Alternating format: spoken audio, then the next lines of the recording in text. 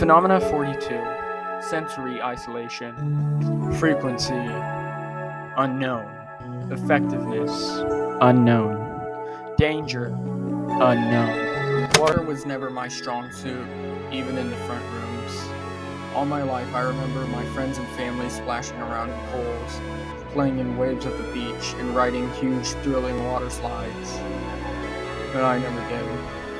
Every time someone would ask why I'm feeling down, why I did not join in on the fun like the rest of them, I would always give excuses, never telling anyone that I was deathly afraid of water. But fears always have a way of being discovered by others.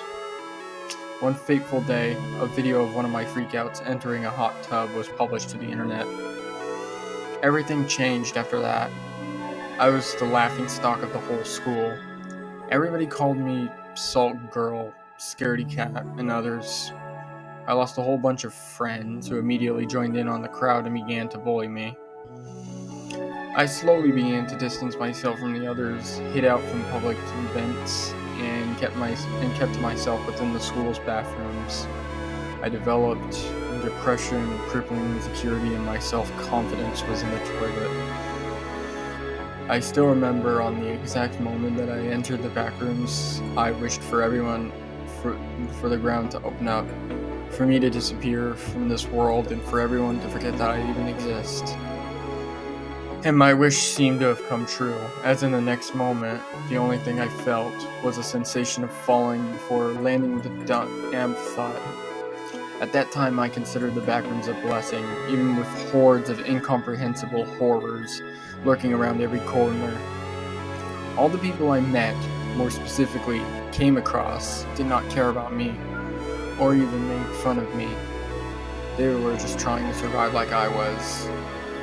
During my journey, I assembled a close-knit group of friends who cared about me as a person, and developed serious survival strategies and source management skills. Even with the danger of the backrooms, my fear of water never faded away. Something as simple as a puddle would make me jump out of my skin, especially after a near-death encounter with hydrolytis plague near the beginning of my journey. Places like level 7 or level 37 became my worst nightmares, despite the latter being known for safety and comfort. But that all changed one day as I was afflicted by the absolute embodiment of one of my greatest fears. Phenomena 42, more commonly known as sensory deprivation, isolation, or simply stasis, is a rare phenomenon that manifests randomly to individuals experiencing severe stress or anxiety. Initially, Phenomena 42 manifests subtly, with subjects forming an unnatural fascination with water or environments containing water, no matter if the subject possessed water-related phobias such as hydrophobia or thalassophobia. This fascination becomes more extreme as time passes, with individuals regularly consuming and immersing themselves in water and water-like substances such as almond water. After approximately 2 weeks, all exits out of one's current level will be blocked off and will be redirected to an anomalous underwater expanse known as Phenomena 42A. The expanse is indefinitely deep, with no ocean floor and no surface, though sunlight streams in from an unknown source. Upon entry, all the senses will be dampened except for sight and smell, and all video cameras will cease working. Despite being surrounded by water, one is able to breathe within Phenomenon 42A via an unknown fashion. After entry, subjects will remain in Phenomena 42A for around 24 hours to 5 days, after which an unknown vacuum force will pull one out of the expanse and transport to a random aquatic-themed level, where one will regain all senses and all technology will begin to function again. Individuals who have experienced Phenomenon 42 have reported a wide range of personality shifts, ranging from different outlooks on life to reduced fears, an ability to control themselves, and an increase of happiness. Subjects have also reported their life flashing before their eyes, with forgotten details of specific life events or lost memories able to be discovered again. Many have often described Phenomenon 42 as a therapeutic experience, as the silent underwater's isolation provides a well-renowned break from the horrors of the backrooms. Typically, only 20% of individuals within the Backrooms will encounter Phenomenon 42, with the majority never experiencing it. However, in recent years, the case of Phenomenon 42 encounters have become more frequent, with some experiencing the phenomenon more than twice in their lifetimes. At this moment, the source of the rising number is unclear, or at least what should have been. Instead, it functioned as the beginning of an eye-opening experience, where I was able to get closure on major life events. It all started when an accidental no-clip brought me to level 188.8, which usually would have triggered a freak out due to my abundance of water. In fact, the first few minutes of my stay kept me constantly on edge, though as the time progressed, I felt the urge to jump into the water despite the everlasting threat of hydrolysis plague, which I had to continually exist. Things came to a head as I no-clipped out of the level to level 37, which resumed the urge. A part of me wanted to jump, but another deep down in my heart, still bounded by my everlasting fear, resisted me.